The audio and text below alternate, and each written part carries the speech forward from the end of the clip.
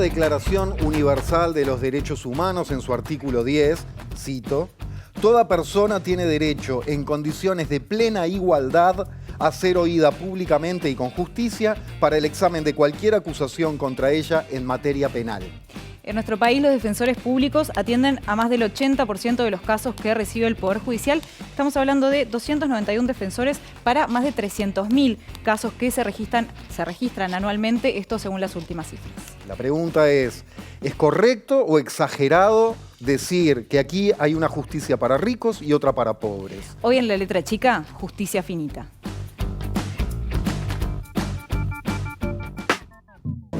Ay, la justicia. La justicia es esa señora con los ojos vendados y una balanza, ¿no? Hace 2 siglos era justo tener esclavos negros, esclavos. La jornada laboral de 16 horas era justa. La cuestión que yo planteo es: ¿qué cosas de las que son injustas hoy serán justas mañana? No hay una justicia para pobres y una para ricos. Hay una única justicia. Bien o mal, pero hay una única justicia. Los pobres tienen derecho de defensa de oficio, tienen todos los medios a su alcance para defender. Bueno, no hay una justicia diferente. Y en el juez no tiene tampoco tanta influencia la calidad de la defensa. No es cierto esa leyenda urbana de que con un buen abogado todo se soluciona.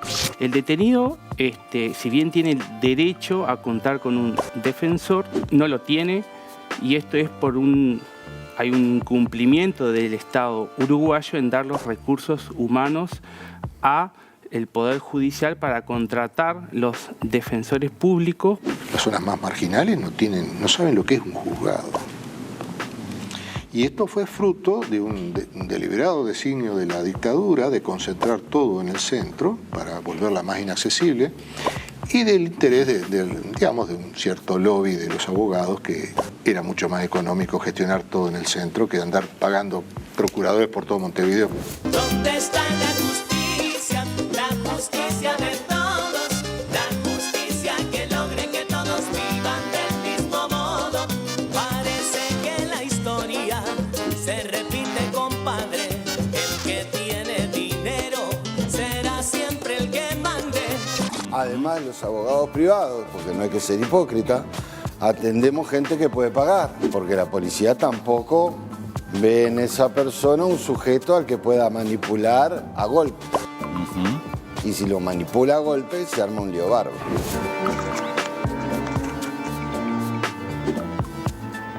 Martín, cuánto me alegro de verte. Ya llevo aquí 20 minutos. Desde el mundo trans, la justicia no se ve como un habilitador de derechos, sino como una mano acusadora. Y esto tiene que ver con estas barreras nocivas que venimos hablando desde el primer momento en que las personas trans van a hacer su denuncia.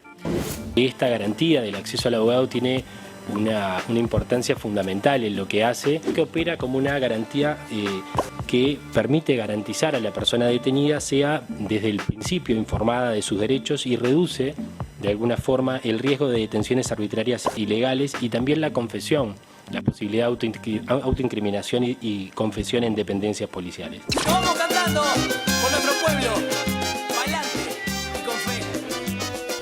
4 minutos pasan de las 9 de la noche y así comenzamos con esta nueva semana acá en La Letra Chica. Muy buenas noches, Jorge Tempo. Buenas noches, ¿Cómo Maite le va? Sarasola. Muy bien, ¿y a usted? Bien, tema contundente el de hoy, sin lugar a dudas. Nos metemos rápidamente en asunto. Nuestras cárceles están llenas de jóvenes, pobres, analfabetos y adictos. Lamentablemente el sistema penal es selectivo y las posibilidades de acceso a la justicia no son iguales para todos. La igualdad formal ante la ley no puede ocultar la desigualdad material preexistente. Esto es un tuit del abogado y ex fiscal de Corte Jorge Díaz, que nos acompaña esta noche para este primer bloque de La Letra Chica. Bienvenido, Díaz, gracias, bienvenido y buenas noches. Buenas noches y muchas gracias por la invitación. ¿Se puede hablar, o es muy grueso, de una justicia para pobres y otra para ricos? Está la discusión planteada. Creo que es un poco semántica, pero es también de fondo, ¿no? A mí no me gustan los razonamientos binarios, ¿no? Ese blanco-negro, rico-pobre. Yo prefiero los razonamientos un poco más complejos. porque en general los razonamientos binarios esconden toda una escala de grises que hay en el medio y que es importante tener en cuenta. Yo lo que sí creo es de que no todos, o sea, que esa, como decía el tuit, ¿no?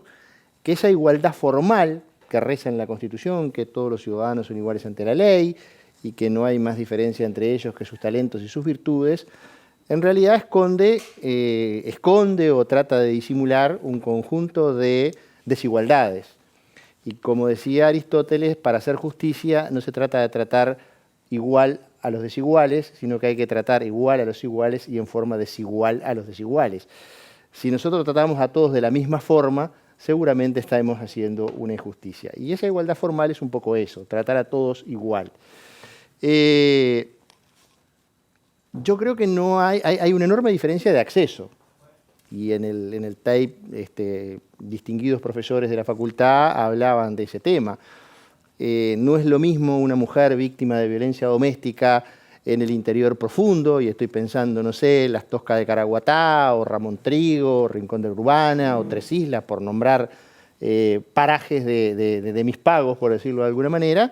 Seguramente no tenga acceso a un abogado, no tenga acceso rápido a una fiscalía, y quizá ni siquiera tenga acceso a una comisaría, porque hasta las comisarías de esos lugares se han ido vaciando de alguna forma. Entonces, que una mujer que sea víctima de violencia de género en el centro de Montevideo, y ahí ya tenés una diferencia enorme, tenemos una justicia excesivamente centralizada en Montevideo y dentro de Montevideo en la Ciudad Vieja y el centro. Entonces ahí tenés una primer diferencia muy grande. Pero también inciden, obviamente, las cuestiones económicas y las cuestiones sociales. Quien puede pagar un abogado puede elegir de repente quién quiere que lo defienda. La elección de un abogado de su confianza es de alguna forma un privilegio al lado de aquellos que tienen derecho a un abogado, pero bueno, si no lo pueden pagar tienen que ir a la Defensoría Pública. Y por ahí, inmediatamente cuando uno dice esto, dice, bueno, pero en realidad son todos iguales porque tienen acceso a la Defensoría Pública. Pero yo creo que no debemos ser hipócritas. La defensa pública en el Uruguay tiene muy poco músculo, es raquítica, no tiene autonomía, no tiene recursos, no tiene un plan, no tiene un método, no tiene controles, no tiene liderazgo, no tiene rendición de cuentas públicas, en fin, es decir, podríamos seguir con el no tiene y es más lo que no tiene que lo que tiene. Y los defensores públicos hacen un enorme esfuerzo por tratar de llevar adelante su tarea, pero la verdad es que son pocos y no tienen los recursos y no tienen tampoco las herramientas para hacerlo. Por tanto, hay ahí una diferencia muy grande entre quien accede a un abogado de su confianza y quien va a la defensa pública, porque además ese defensor público tiene que atender de repente 1000 casos o 500 casos, y el abogado particular atiende un número de casos mucho más limitado. ¿Cuánto es un número razonable? Y lo que pasa es que depende de la infraestructura de cada estudio. O sea, probablemente hay estudios más grandes que tengan posibilidades de manejar mayor cantidad de casos porque tienen más cantidad de abogados.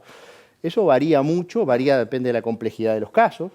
No es lo mismo manejar un caso relativamente sencillo que un caso de derecho penal económico, complejo, de una estafa, un caso de lavado de activos. Son diferentes. Pero en general hay una autorregulación, digamos. El defensor público no se puede autorregular. Tiene 20 detenidos en un día y tiene que atender a los 20. Y se tiene que repartir como pueda. Entonces, yo creo que lo que dice el tuit es así. O sea, la igualdad formal esconde una enorme desigualdad material. Pero además de eso, porque eso es una pata, que es el acceso a la justicia. Pero hay otra pata, que es que el derecho penal no es neutro.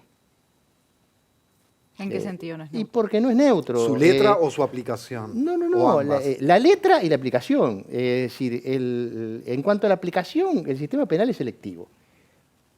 Y cuando digo que el sistema penal es selectivo, por favor, mire que eso está escrito en absolutamente todos los libros de derecho penal que cualquier estudiante de derecho lee, es selectivo. Y el segmento policial, que es el primer segmento al cual que llega, es altamente selectivo. La policía, pero no la policía uruguaya, la policía en el mundo no está generalmente preparada para investigar casos muy complejos.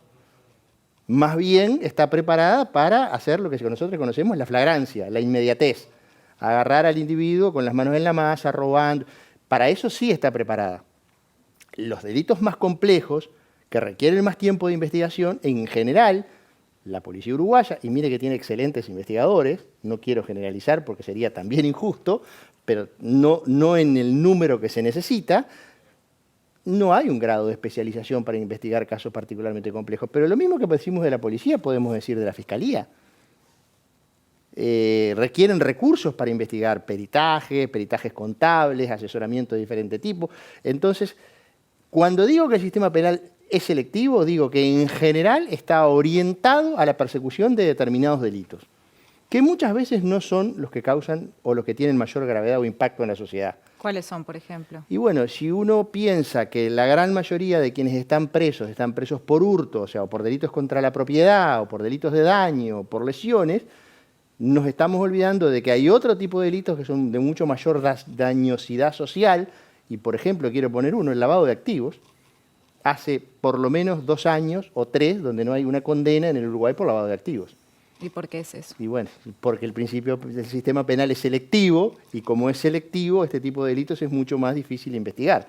Creo que la última condena por lavado de activos, me puedo equivocar, fue en el caso Balcedo. Claro.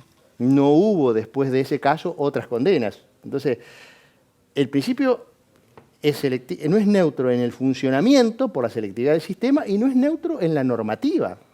Porque cuando el legislador toma definiciones, y las toma todos los días, pero definiciones en el sistema penal, por ejemplo, la primera definición es ¿qué bienes jurídico protejo? Vamos a estar de acuerdo en la vida, la integridad física, la libertad sexual, la propiedad. Bien, pero dejo fuera, por ejemplo, el ambiente. La definición de que el ambiente no sea un bien jurídico penalmente protegido es una definición política y es una definición ideológica. Y en el Uruguay, todos los gobiernos, y acá no hay distinción, es parejo para todo, Partido Colorado, Partido Nacional, Frente Amplio, en todos los gobiernos se presentaron iniciativas para tipificar delitos que protegieran penalmente el ambiente y nunca salieron del primer cajón. Si se tira la porquería, los desechos de una industria altamente contaminante a un río, bueno, ahí ¿eso capaz no es que delito? sí, porque es la contaminación de un río de agua potable y si genera riesgo para los individuos. La salud humana sí. directo. Pero pensando en la salud humana, no en el daño al ambiente. Claro. El ambiente como bien jurídico no es un bien jurídico penalmente protegido. Y esa es una definición ideológica. O cuando digo, bueno, dentro de los delitos, ¿cómo los protejo? La propiedad. Bien, protegemos la propiedad. Ahora bien, si yo cometo una estafa de centenares de millones de dólares, y le pongo un ejemplo, Banco Comercial, ¿tá? Los gerentes del Banco Comercial, que se llevaron más de entre 600 y 1.000 millones de dólares en una década en el Uruguay, las penas más altas, como era un delito de estafa, no llegaban a 4 años, porque la estafa tiene un máximo de 4 años. Ahora, si un chiquilín le roba a otro un celular mediante amenazas, eso es una rapiña, sin armas, ¿eh? Una rapiña, mínimo 4 años. El mínimo de la rapiña coincide con el máximo de la estafa. Y eso también es una definición política, y es una definición filosófica, y es una definición ideológica. Entonces, el derecho penal no es neutro en su normativa. El derecho penal no es neutro en su funcionamiento, porque es selectivo. Y por otro lado, el acceso a la justicia es desigual, entonces ahí usted tiene un combo, no le voy a decir perfecto, pero que en definitiva lleva o conduce naturalmente a ese resultado. Que le aclaro, porque cuando ustedes sacaron el titular enseguida en las redes empezaron, vio el razonamiento binario, ¿no? Foca-facho, ¿no? Foca-facho, foca-facho, no, pues esto no viene de antes y la causa... No, esto no es nuevo en el Uruguay. Y no es solo del Uruguay. Pasa en el mundo entero. ¿Tenemos que estar conformes con eso? No. ¿Hay herramientas para cambiar eso? Sí. Y los operadores del sistema de justicia, y veíamos diferentes programas hoy, hace pocos días hubo en la Universidad de Montevideo un seminario sobre la creación del Ministerio de Justicia, la necesidad de creación del Ministerio de Justicia, están estos temas encima de la mesa. ¿Cuál sería entonces justamente ese camino del que usted habla? ¿Es la creación del Ministerio de Justicia? ¿Estamos yendo hacia ahí? ¿Se está dando ese debate acá? Porque bueno, a nivel académico, por lo menos por lo que yo vi el otro día en este seminario, no estuve presencialmente, pero hay cada vez más un consenso de la necesidad de la creación de un Ministerio de Justicia. A nivel académico, el otro día leía ayer o antes de ayer que 2 precandidatos a la presidencia de la República planteaban en un diario que uno de los temas prioritarios era la creación del Ministerio de Justicia. ¿El Ministerio de Justicia va a resolver todos estos problemas? No, pero es absolutamente necesario para que exista en el Uruguay por primera vez una política pública de justicia. Política pública de justicia. Y vio que la palabra política y la palabra justicia pueden ir en la misma oración. Porque hoy en día, no ¿quién tienen se que encarga estar de eso? separados. Y hoy no lo hace nadie y en los hechos lo termina haciendo el Ministerio del Interior. Que no vendría a ser el rol Que no es debería. su rol. Entonces, el Ministerio del Interior es el que propone modificaciones al CPP, el Ministerio del Interior es el que propone modificaciones al Código Penal, el Ministerio del Interior, y bueno, pero no es el rol del Ministerio del Interior. El Ministerio del Interior, porque además, cuando decimos Ministerio del Interior, decimos la policía.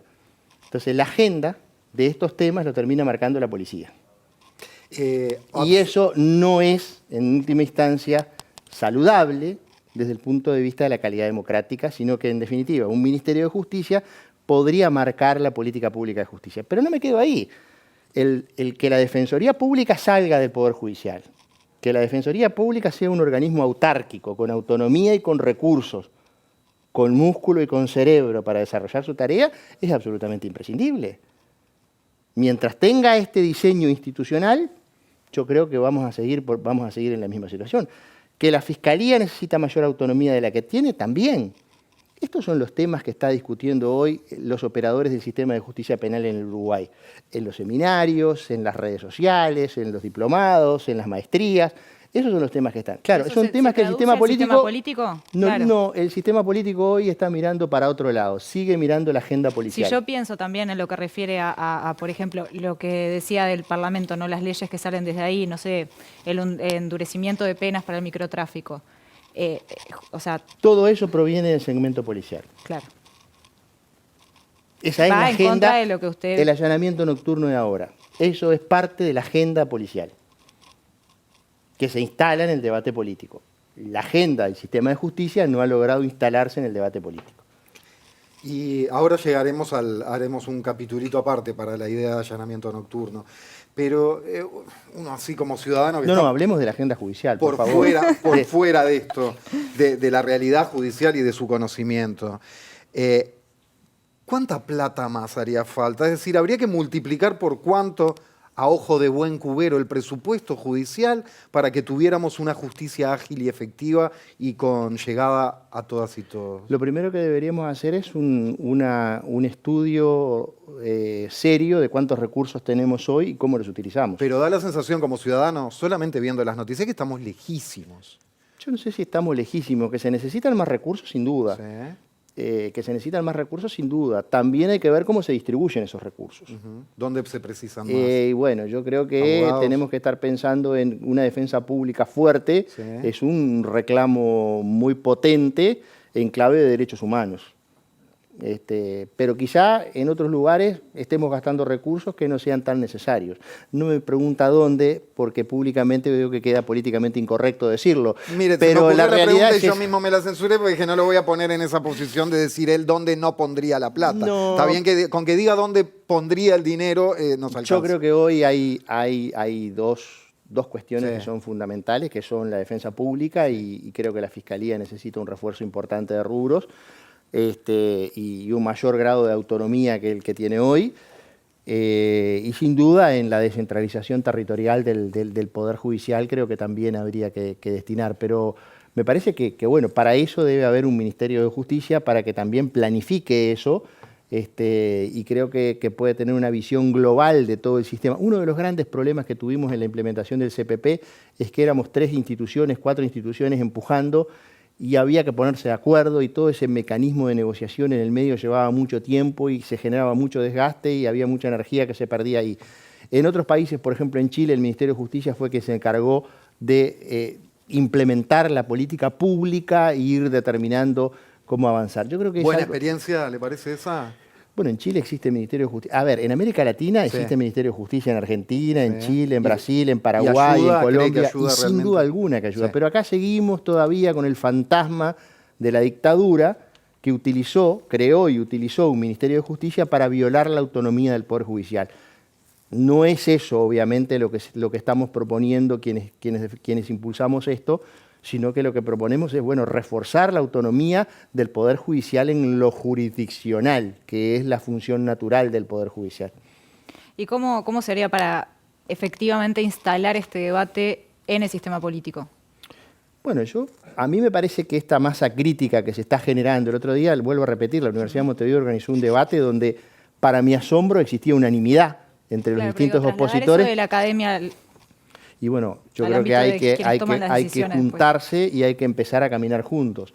Quizá tengamos que dejar los egos de lado y empezar la academia a impulsar esta idea y empezar a trabajar hacia el sistema político para convencerlo de que efectivamente es una muy buena solución. ¿Había algún interés o alguna señal por parte del gobierno de acercarse a este tema?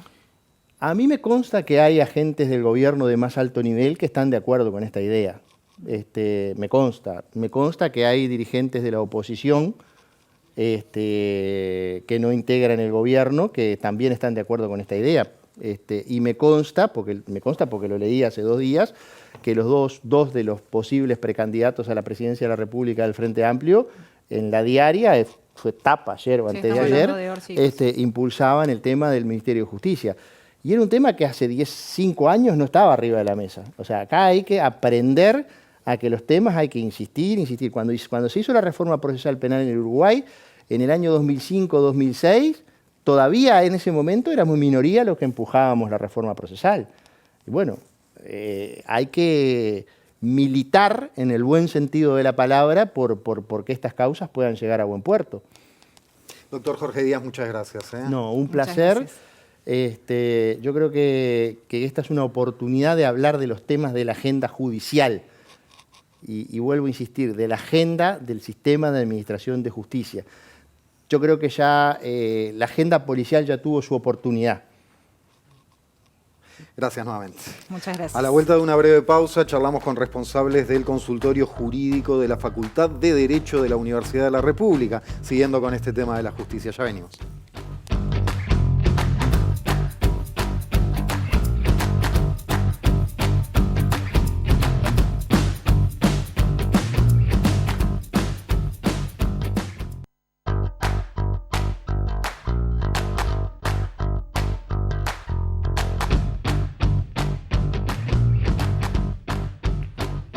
Y vamos a seguir hablando de justicia, injusticia en la letra chica, y para eso recibimos al director del consultorio jurídico de la Facultad de Derecho de la Universidad de la República, Hugo Barone, y al abogado Juan Raúl Williman, docente encargado del consultorio jurídico penal de asistencia a las víctimas también de la UDELAR. Bienvenidos a los dos. Muchas gracias. Muchas gracias por la invitación. Antes de meternos más en tema, para poder entender un poco qué es lo que hacen en el consultorio.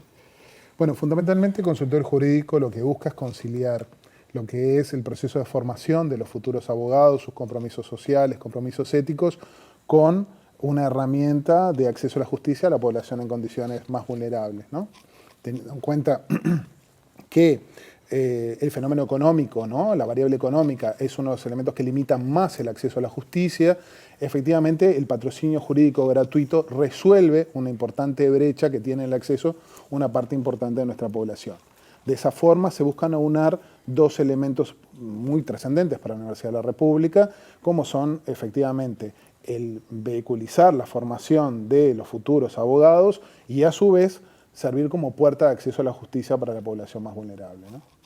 No se encargan de defensa gratuita, esos son los defensores de oficio. Para casos penales me refiero. Para casos penales no trabajamos ni con los casos penales, salvo en el ámbito de las víctimas, pero no con las personas que están vinculadas a alguna actividad típica a nivel penal, y tampoco en lo que hace a violencia doméstica específicamente, ¿no? Trabajamos en un ámbito muy marginal allí, solo en un dispositivo junto con la Intendencia y con la Facultad de Psicología, que es con mujeres con discapacidad en situación de violencia, pero refiere más o fundamentalmente al asesoramiento y difusión de derechos, si bien en algún caso también tiene patrocinio.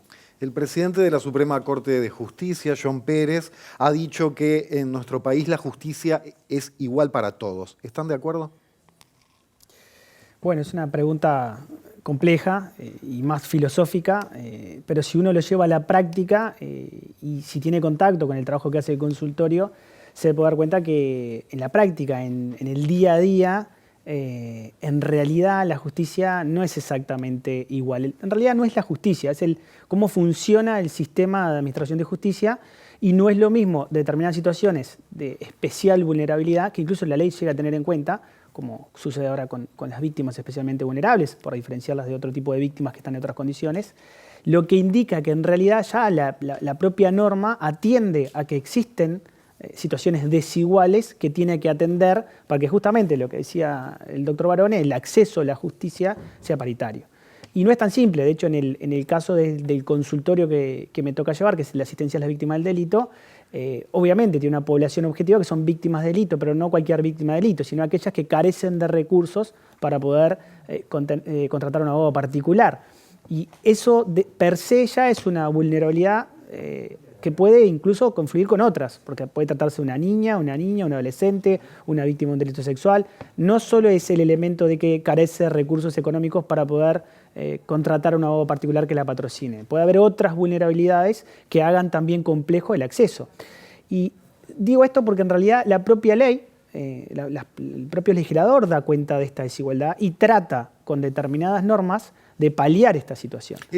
Perdón, pero me quedé pensando en eso. ¿Son muchas las áreas o hay algunas áreas específicas en que ya la letra de la ley, digamos, contempla la desigualdad para ayudar a los más débiles? Yo creo que es muy fácil de ver cuando hablamos de niñas y adolescentes, que son obviamente público especialmente vulnerable. Si, en el caso que a mí me atañe, si es una víctima de un delito, es claramente especialmente vulnerable. Y ya todo el nuevo Código del Proceso Penal, en este sistema acusatorio, por suerte, ya le da un tratamiento diferencial. ¿Mejoró eso? Bueno, claramente no lo va a tratar como lo hacía el sistema inquisitivo, le va a permitir la posibilidad de que si lamentablemente tiene que pasar por el sistema de administración de justicia, va a poder declarar de una forma mucho más contenida, una sola vez, con la posibilidad de hacerlo de forma anticipada, con un acompañante emocional, con un funcionario especializado, sin la necesidad de compartir el recinto con el imputado y su abogado físicamente. Y ese es un ejemplo, pero podríamos hablar de la 19.580, que es la ley de violencia en género, ¿no?, que todo el mundo conoce, bastante discutida la norma, pero es otra norma que da cuenta de una desigualdad estructural que atiende y genera una serie de mecanismos que parten de la base que no están en la misma situación.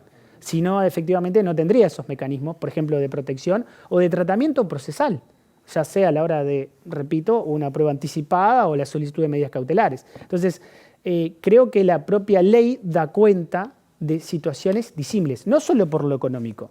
Repito, la vulnerabilidad puede tener otras razones y el acceso a la justicia puede estar limitado por otras razones. Cuando confluyen todas, bueno, claramente tenemos gente especialmente vulnerable que de verdad tiene una dificultad para algo que es un derecho humano fundamental, que es el acceso a la justicia. Ahora, perdóname, esto de que tengan 1.031 casos en promedio por año cada defensor público, ahí sí habla de diferencias económicas enormes, porque quien no se lo puede pagar, me parece al vuelo de pájaro que está en el horno, ¿no? Bueno, en realidad hay que ver todo en su contexto, ¿no? Obviamente, dentro del ámbito continental, a nivel de lo que significa los recursos de acceso público a la justicia, comparativamente estamos mejor. Pero si tomamos los datos de World Justice Project, efectivamente en el continente solo menos del 30% de lo que es los problemas jurídicos o legales en realidad son vehiculizados a través de la justicia, ¿no? Uruguay está entre los mejores niveles, pero efectivamente eso nos habla de un margen muy grande de digamos, de falta de acceso al sistema para resolver, teniendo en cuenta que el sistema de justicia es la forma más elaborada que nos hemos dado para resolver los conflictos y para obtener una tutela de nuestros derechos. En ese sentido, sí hay, pese a esos buenos datos, ¿verdad?, relativos, sí tenemos problemas que son totalmente estructurales a los servicios públicos, ¿no? Que en eso compartimos totalmente con Defensoría, porque una cuestión o un tema es cómo yo obtengo el patrocinio, cómo tengo el abogado, cómo supero la barrera del no pago de honorarios para poder acceder a la justicia. Sí. Pero otra cuestión totalmente distinta es cuando estoy dentro del sistema, qué recursos cuenta ese patrocinio para la tutela y la defensa efectiva, cuando argumenta con qué respaldos puede llegar. Y en ese sentido, tanto lo que es consultorio jurídico como lo vemos en otros integrantes del sistema público de defensa, el acceso a pericias para cuestiones complejas, todo aquello que hace a la necesidad de otros conocimientos técnicos, no solo de jurídicos, para atender a la defensa de los derechos, se vuelve un costo muchas veces insalvable, ¿no? Entonces, no, igual no es, porque quien tiene recursos puede conseguir las pericias y los datos técnicos que precisa, y el que no tiene, efectivamente tiene el abogado, tiene el patrocinio, tiene el mejor esfuerzo posible, la mayor diligencia para defender sus derechos, pero hay elementos que no puede cubrir el abogado. Eso está Ahí estamos claro. hablando de pericias privadas. Estamos hablando de todo el universo técnico que requiere el juez, que se le suministra por las partes a los efectos de hacerse composiciones de situación de cuestiones que no son jurídicas y que, bueno, si falta, obviamente, si no hay la forma de diferencia en un caso. Claro, exactamente. En ese sentido, solucionamos un aspecto, pero la tutela efectiva requiere no solo el patrocinio jurídico gratuito, sino todo aquello que hace que el sistema tome las mejores decisiones. Y en eso, claramente, está faltando para todos los que participamos desde el patrocinio público. Pensando en los casos que le llegan a ustedes, y Juan Raúl, me quedé pensando en una cosa cuando hablas un poco del alcance de todo esto. De alguna manera, ¿llegan a cubrir la demanda que tienen? O sea, la cantidad de personas que se acercan, primero, más o menos, digo, más allá de lo económico, ¿quiénes llegan al consultorio? ¿Cómo llegan? ¿Y realmente pueden cubrir todos los casos? ¿Les da? Cubrir todos los casos, a ver, que hay una demanda insatisfecha, sí, claramente, por lo menos en lo que hace a consultorio jurídico, porque hay una decisión específica de que los ingresos sean aquello que es procesable por un servicio que además tiene un objetivo formativo, es decir, que a veces sus tiempos no son estrictamente los del defensor, ¿no? Porque son gran parte de la etapa de diagnóstico, de ejecución, está a cargo de procuradores que guiados lo realizan, pero que están aprendiendo, ¿no? O sea que eso requiere más tiempo. Nosotros realmente lo administramos para que la atención jurídica mantenga excelentes estándares de calidad.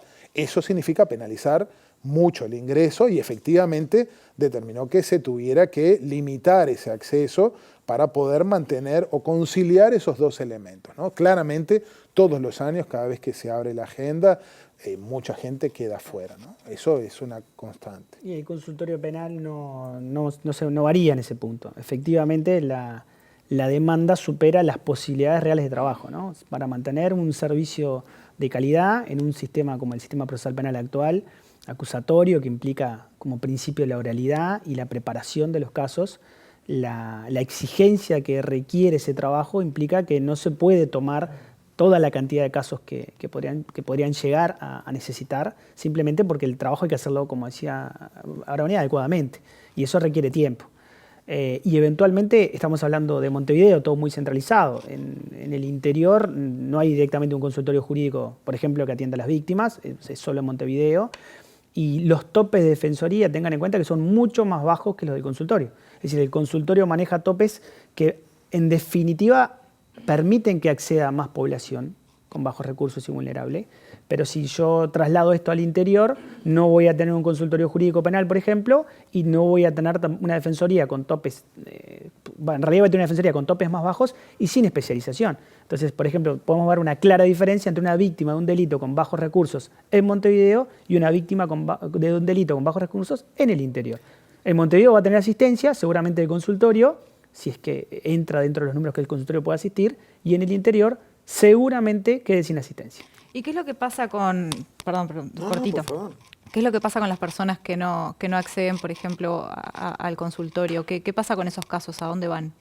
Para imaginarnos un poco cómo es que funciona también. también. Tenemos una interacción bastante importante con Defensoría y hay que reconocer que Uruguay tiene una malla de consultorios jurídicos gratuitos, tanto de otras universidades como también de organizaciones de la sociedad civil, que realmente hacen una de las fortalezas, ¿no? Esas son una de las fortalezas, dentro de ese contexto que estábamos manejando antes, ¿no?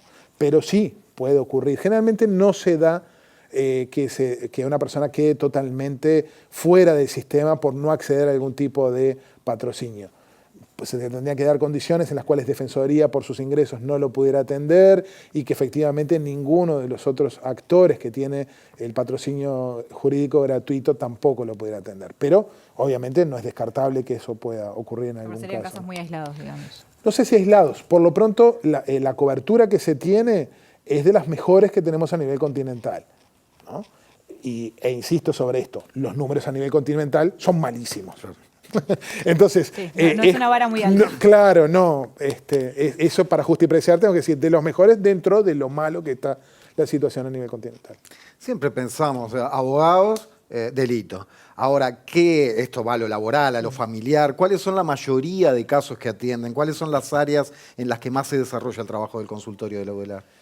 En términos generales, solo a nivel central sí oscilan un 70% en cuestiones de infancia y familia, pero se diversificó en muchos términos. Uno, porque la garantía de acceso a la justicia no incluye solo el patrocinio y fundamentalmente tiene otro ámbito que es previo a la judicialización, en lo que es el conocimiento de los derechos. Yo para poder reclamar algo tengo que ser consciente que tengo derecho a algo y por otro lado tengo que tener asesoramiento, es decir, previo a las situaciones tengo que saber qué caminos o vías puedo utilizar, ¿no? Entonces, para toda esa difusión de derechos, para ese conocimiento, también hay toda una línea de actuación de consultorio a través de su actividad de extensión respecto de la comunidad. Y eso no se restringe ni remotamente solo a infancia y familia, porque claramente hay una actividad respecto del Estado en lo que es la tutela de los administrados, en lo contencioso administrativo, especialmente de prestaciones sociales del Banco de Previsión Social, un trabajo muy importante con mujeres privadas de libertad, en sus relaciones familiares, ¿no? Esas situaciones en las cuales hogares monoparentales con jefatura femenina, la mujer es privada de libertad y eso produce un big bang en sus relaciones familiares y lo que implica mantener o sostener todas esas situaciones a nivel judicial. En ese sentido, ¿esas mujeres han notado un cambio después del endurecimiento de penas por microtráfico que aumentó considerablemente la población privada de libertad femenina? Nosotros efectivamente las tenemos, son más situaciones de más familias que quedan destrozadas, ¿no? Con sus hijos repartidos entre distintos familiares y algunas veces directamente institucionalizados y algunas veces incluso con cuestionamientos directos a ese maternaje, a esa maternidad, porque al no haber una malla de contención, esos niños quedan en situación de adoptabilidad y esa maternidad se vuelve inviable. Cumpliendo una pena. Y bueno, esa madre cumpliendo una pena que a veces excede totalmente lo que puede ser una institucionalización sostenible de ese niño y interés superior del niño, condición de adoptabilidad y nueva familia, y después hay que remar porque nuestro sistema es bastante reactivo a que esa madre pueda mantener el contacto con su hijo. Y lo único que se dio ahí fue que fue privada de libertad por una conducta típica X, pero la estamos privando a esa madre y a esa niña de una cantidad de derechos, en parte ser madre y en parte ser hijo. En víctimas es un poco más nuevo el camino. Lamentablemente nosotros empezamos con esta asistencia hace nada. O sea, esto inició con el nuevo Código del Proceso Penal. O sea que no tenemos una gran tradición en la tutela del derecho humano fundamental de acceso a la justicia para las víctimas del delito. De hecho, el sistema anterior, el inquisitivo, ni siquiera tenía prevista formalmente la participación de la víctima. Había 4 artículos que la nombraban, ni siquiera era la víctima, era el damnificado. En realidad, la Facultad de Derecho de la Universidad de la República salió a cubrir un reclamo que viene parte de la sociedad civil. Esto es la Asociación de Familiares de Víctimas de la Delincuencia, que venía golpeando puertas una y otra vez para que efectivamente hubiera un canal de acceso y un canal de acceso para los más vulnerables. Y el nuevo sistema sí, efectivamente trajo una participación de la víctima que sin ser parte es un tercero coayudante simple que puede efectivamente participar del proceso penal. Y le dio determinadas prerrogativas que claramente antes no tenía. Pero no deja de ser un camino nuevo para nosotros, pasamos del sistema inquisitivo al acusatorio, y no deja de ser una novedad que la víctima participe en el proceso penal, lo que requiere no solo del cambio normativo, sino del cambio del sistema, o sea, la aceptación del sistema, de todos los que trabajamos como operadores jurídicos, de esta participación de la víctima. Esto implica un cambio de cultura para el Poder Judicial, para la Fiscalía, y bueno, en este caso lo implicó para la Facultad, que durante años no tuvo en esta materia y la necesidad nos llevó a celebrar este convenio con AFAVIDE y con el Ministerio del Interior. Entonces el camino es un poco más nuevo y el consultorio penal por ahora es único, pero claramente debería evolucionar para un lugar distinto, donde este acceso para las víctimas de bajos recursos sea cada vez más fácil y más generalizado, no solo en Montevideo, sino en todo el país. Breve, para cerrar, ¿cómo ven la idea del Ministerio de Justicia que recién hablábamos con Jorge Díaz? Muy breve. Nada, en eso realmente creo que son decisiones de política institucional que realmente si redundan en una mejora de la calidad del servicio de justicia, estamos totalmente de acuerdo. No me queda claro de que efectivamente sea ese o no el camino desde nuestro lugar de operadores jurídicos, en realidad de abogados patrocinantes. Es una cuestión en una cantidad de aspectos que, bueno, es novedosa, que tiene una cantidad de aristas que efectivamente deberían analizarse. Realmente creo que no corresponde que, más allá de que esté aquí en forma personal y sin involucrar a la institución, sea un elemento que en este rol sea positivo, que me pronuncie ni a favor ni en contra. Yo sí tengo una posición personal, creo que sí, que es necesario. De hecho, es una cuestión de ver comparativamente con el resto de los países. Y lo he analizado algunas veces, lo he debatido, discutido, y entiendo que hay determinadas funciones del Estado que no necesariamente están ubicadas donde tienen que estar ubicados. Y uno de los grandes problemas que tenemos es el sistema penitenciario, y seguramente con un Ministerio de Justicia ese sistema penitenciario no dependería del Ministerio del Interior, sino que efectivamente del Ministerio de Justicia, con otros roles incluso. Entonces yo creo que es una solución. La muestra está cuando se reúnen los ministros de Justicia de las Américas, de Iberoamérica. La pregunta sería, ¿quién va de Uruguay? Ustedes van a ver que va el Ministerio de Educación y Cultura, porque no hay un Ministerio de Justicia. Y eso no significa quitarle independencia al Poder Judicial. Lo decía el doctor Díaz hace un minuto, no es que hay que separar la palabra justicia de la palabra política. Hay decisiones que son políticas. Hay política criminal y hay política respecto de cómo funciona el Servicio de Administración de Justicia. Esas decisiones son políticas y perfectamente puede haber un ministerio político que tome esas decisiones y que genere un rumbo para algunas cuestiones de justicia o muy vinculadas a la justicia que están en el debe. Muy bien, Hugo y Juan Raúl, muchísimas gracias a ambos y bueno, gracias por participar. Sigan La Letra Chica, vamos a estar hablando de gurisas desaparecidas, de qué pasa en estos casos y qué hace o no hace la justicia. Ya venimos.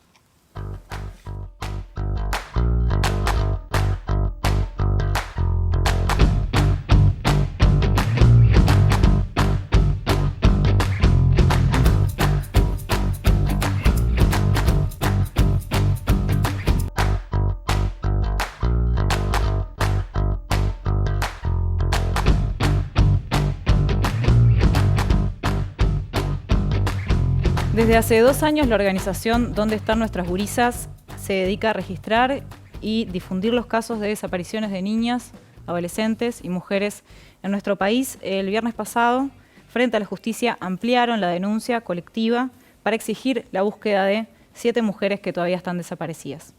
Estamos hablando de Florencia Barrales Techera, de Gina Rodríguez Sánchez, de Micaela Ramírez Olivera, de Yamila Esteves Techeira, de Jennifer Gómez Raimundo, de Daniela Vera Fernández y de Tatiana Pintos.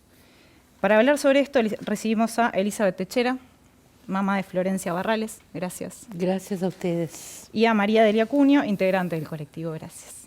Gracias. Elizabeth, para comenzar contigo, obviamente lo que vivís es completamente intransferible, no me puedo ni imaginar.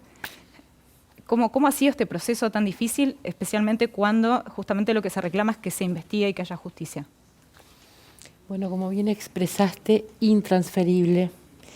Y creo que no hay ningún término que se pueda buscar para denominar esto que tenemos que vivir como familia, y especialmente yo que soy su mamá. Y realmente, en cuanto a la justicia, sinceramente muy sola. Llegué a este colectivo, al colectivo ¿Dónde están nuestras gurisas?, en algún momento del año 2019.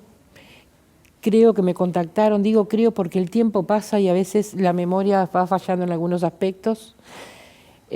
Y fue para mí en mucho poder realizar catarsis y además realmente sentirme contenida, apoyada, siempre buscando soluciones, buscando qué actividades o hacia dónde dirigirnos, también en cuanto a la justicia, a las autoridades de este país.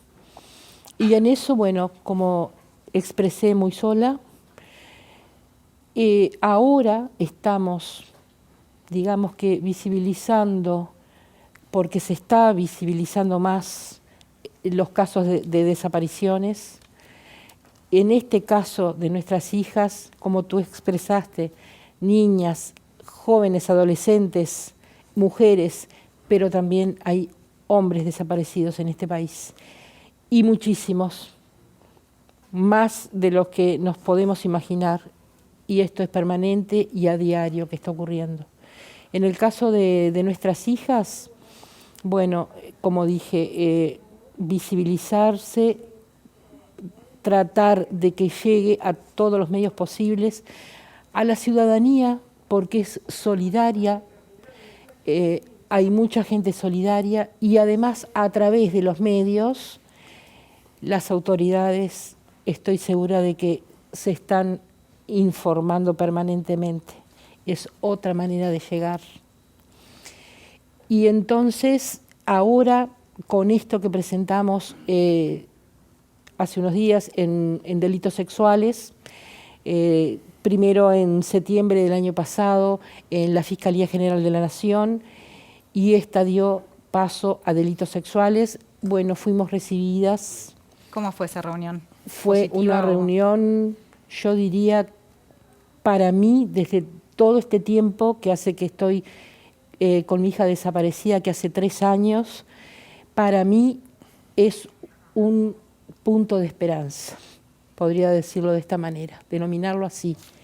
La esperanza que nunca muere. ¿Qué viste diferente en esta reunión o a qué te aferrás ahora? Bueno, en primer lugar que nos citaron personalmente, concurrimos la mayoría de las mamás. El interés demostrado, que me parece que es sincero, porque si bien hemos tenido entrevistas y reuniones con otras autoridades, Ministerio del Interior, Interpol, personas ausentes, creo que es la primera vez que, no sé, a mí al menos me infundió confianza esta persona, la fiscal. Tenía con ella allí 2 colaboradores y, bueno, realmente nos hizo saber su interés, que están comenzando a trabajar. Entonces, bueno, como digo, un aire nuevo es como respirar de otra forma. Esta reunión con Fiscalía fue el viernes. María Delia, mirando estos 3 años en retrospectiva, han denunciado limitaciones e irregularidades en la investigación de estos casos que ocurrieron entre marzo de 2019, las desapariciones, entre marzo de 2019 y enero de este año. ¿Cuáles son esas irregularidades y esas limitaciones?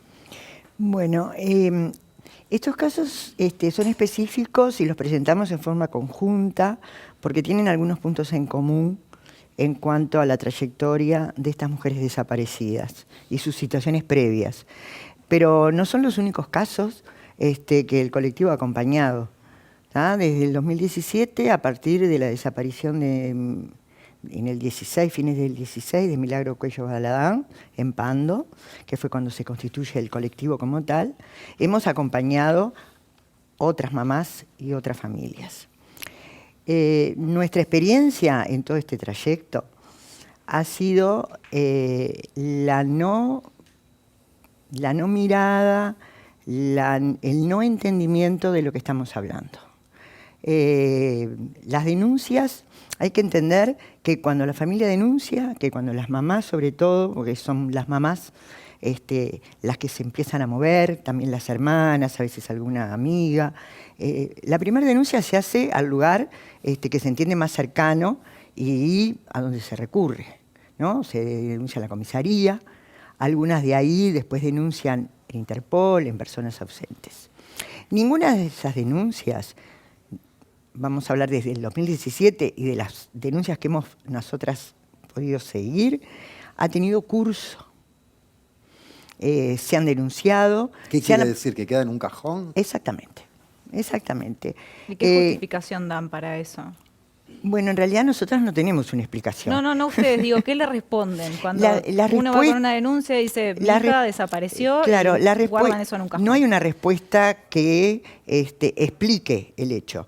Las respuestas que se les dan a las mamás es, bueno, sí, se está viendo, vamos a ver, y lo que es peor, les dicen, bueno, ustedes aporten nuevos datos.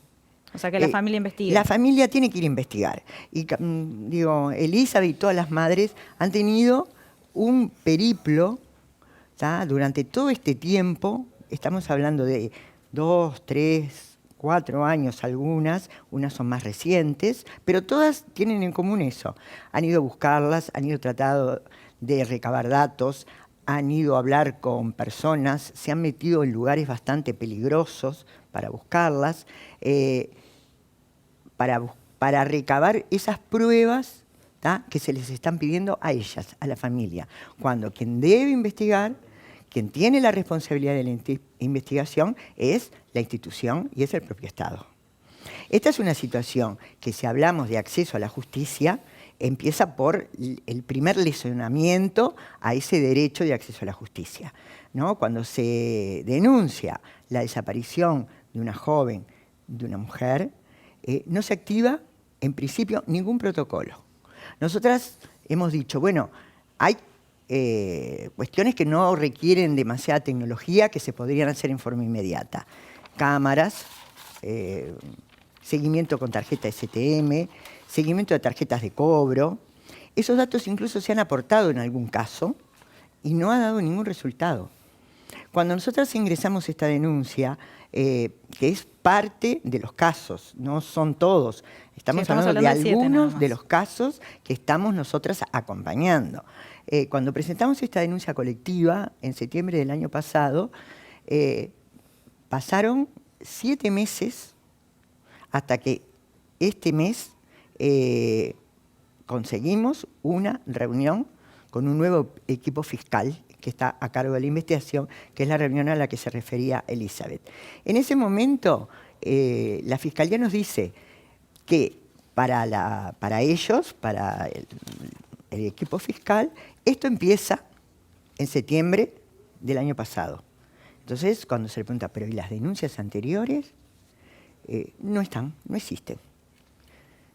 No hay ningún registro de ese tipo de denuncia, y no solamente de la denuncia. ¿Denuncias anteriores de otras gurisas? De ellas mismas. De ellas mismas. Digo, hablando de este caso no hay en concreto. Registro previo. No hay un registro previo. Donde hubo denuncias en Interpol, presentación de datos concretos, nombres a investigar, contactos posibles que podían estar relacionados con estas desapariciones, números de teléfono, en fin, una serie de datos que algunas madres aportaron pensando que era, parte de una posible investigación. ¿Qué es lo que sucede? Bueno, no todas las personas tienen la posibilidad de, o no saben cuál es el recorrido que hay que hacer para que una denuncia realmente empiece a prosperar. O sea, la dificultad de tener una asesoría jurídica y el conocimiento, ¿no? A mí me pasa algo, yo lo denuncio y presupongo que al denunciarlo algo se activa, algo va a pasar. ¿En quiénes se han apoyado jurídicamente? ¿En qué sentido? Ustedes, digo, para tener un asesoramiento, Nosotras, más allá de presentar la denuncia, un acompañamiento. El acompañamiento ha sido propio, tenemos algún asesoramiento de alguna abogada que solidariamente y militantemente ha acompañado, pero en realidad hemos sido nosotras las que nos hemos presentado, tanto en Fiscalía en su momento, hubo varias veces que fuimos a Fiscalía a denunciar distintas situaciones de desapariciones. ¿Tá? En este caso se hizo, sí, a través de una abogada. En septiembre se presenta esta primera denuncia, que es para este caso de estas mujeres desaparecidas. Ahí recién empieza supuestamente una investigación. Digo supuestamente porque estamos ahora. Desde septiembre ahora, en realidad, no había ocurrido nada. Por lo menos nada que se le informara a la familia, ¿tá? Nada que se le informara a ninguna de las personas que presentó la denuncia, y por lo tanto el resultado es que estamos empezando ahora. Entiendo y nos pareció positiva la reunión por el interés, por la preocupación y por el compromiso. Esto recién empieza, pero recién empieza después de desapariciones que tienen 2, 3 y 4 años. ¿Y por qué no se investiga? ¿Cuál es la razón que le encuentran ustedes?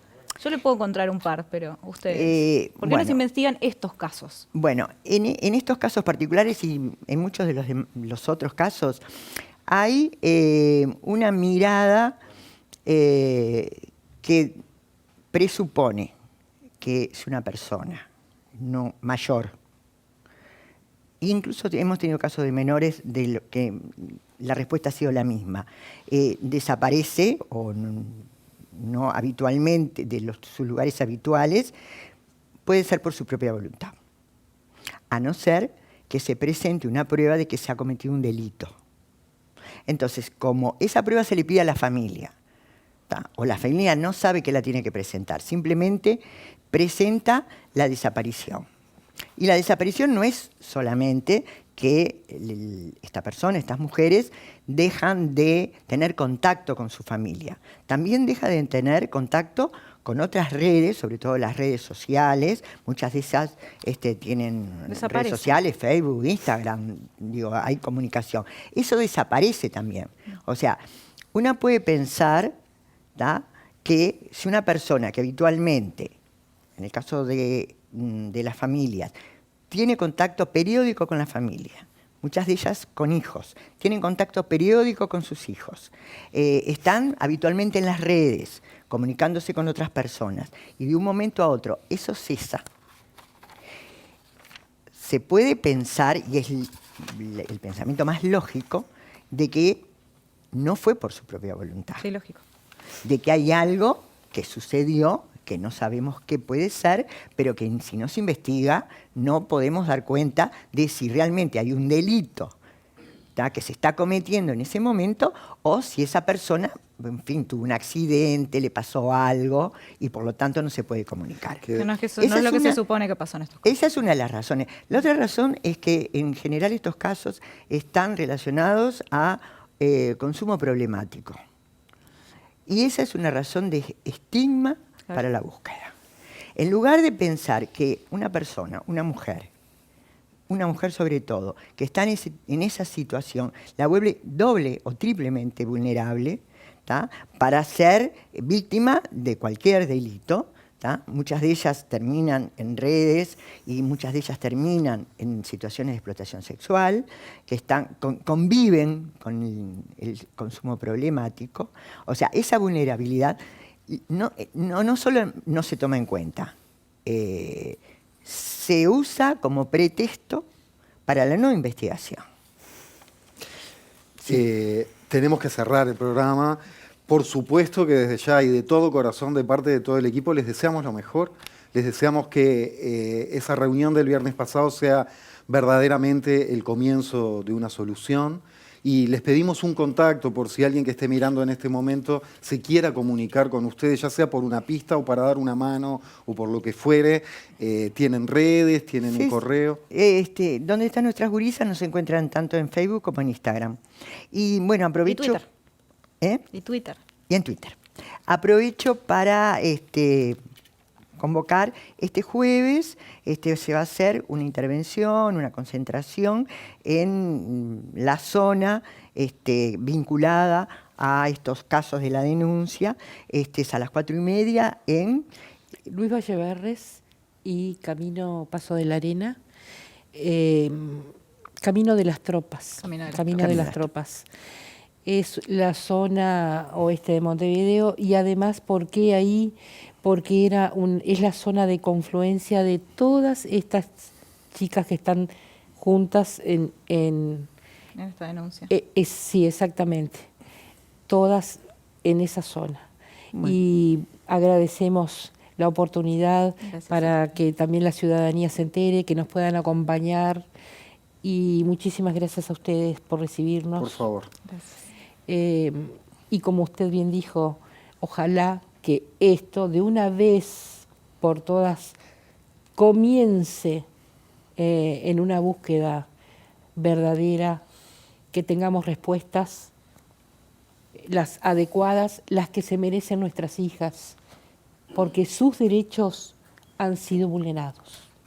Elizabeth, María Delia, ¿de dónde están nuestras gurisas? Muchísimas gracias. Bueno, gracias a Muchísimas gracias ustedes. a ustedes. Se viene un estreno a la pantalla de TV Ciudad. Hoy y todos los lunes, 22 horas, Línea de 3, el deporte visto desde otro ángulo y con otros entretelones. Nosotros volvemos el miércoles a entrarle al tema vivienda. Exactamente, y bueno, gracias por acompañarnos y muy buenas noches.